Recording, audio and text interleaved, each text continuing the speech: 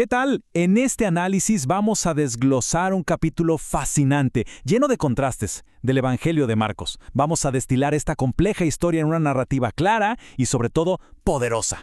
Bueno, arranquemos. El capítulo 6 de Marcos nos lanza de lleno una pregunta bien directa, una que resuena desde el primer momento. La historia comienza presentándonos un contraste tremendo. Por un lado, el rechazo personal y por el otro, el empoderamiento para cumplir una misión. La cosa es así. Jesús llega a Nazaret, el lugar donde creció, y enseña en la sinagoga con una autoridad que sorprende a todos. Pero la gente que lo conoce de toda la vida, en lugar de creer, se queda más bien confundida.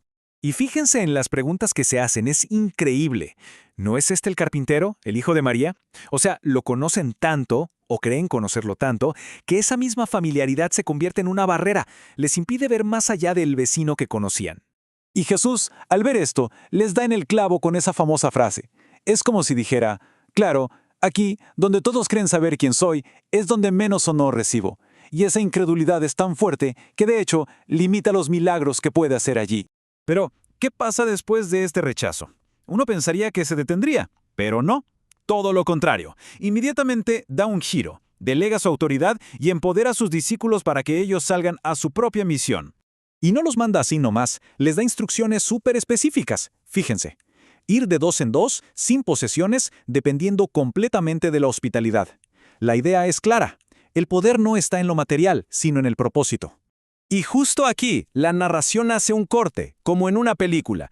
Nos lleva a un flashback para contrastar dos formas de poder radicalmente opuestas. La autoridad espiritual de un profeta contra el poder temeroso de un rey.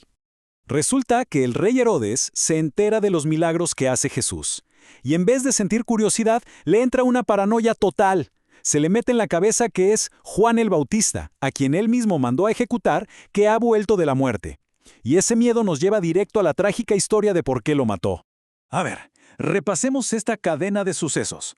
Todo empieza porque Juan le dice a Herodes la verdad en su cara. Herodes lo encarcela, pero le teme.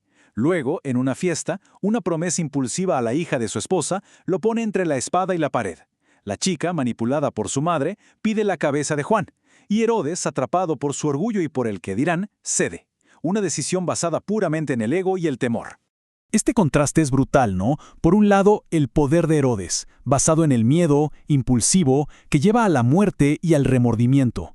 Y por otro, el poder de Jesús y Juan, basado en la verdad, que busca sanar. Uno es esclavo de la opinión pública, el otro es totalmente libre. Bueno, volvemos de ese flashback.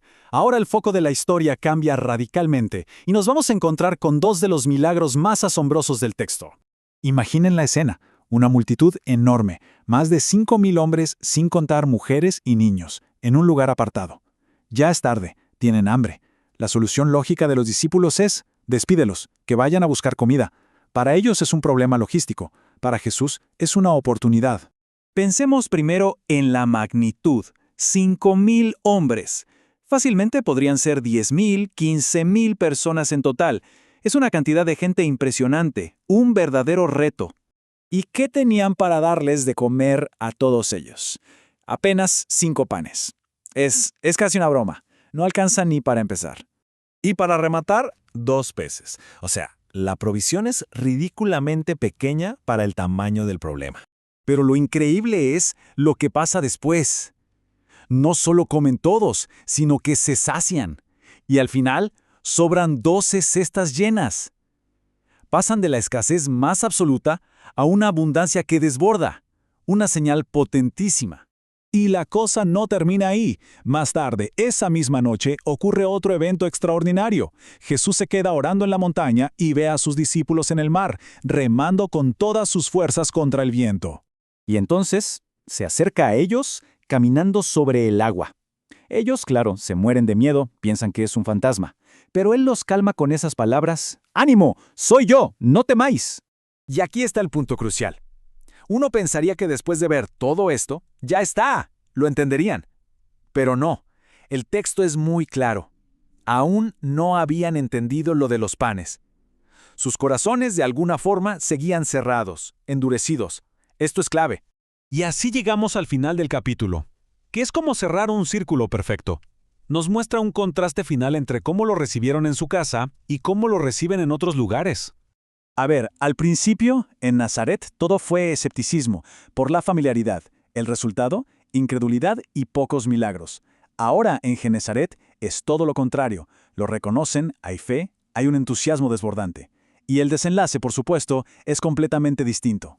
La reacción en Genesaret es inmediata y masiva. La gente corre a buscarlo, traen a sus enfermos, le ruegan con solo tocar el borde de su manto. Aquí, la fe activa y urgente de la multitud lleva a una sanación generalizada.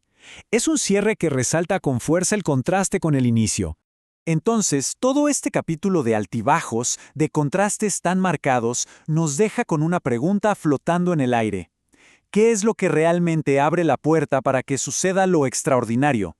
¿Es la fama, el poder, o es algo más profundo, como la fe?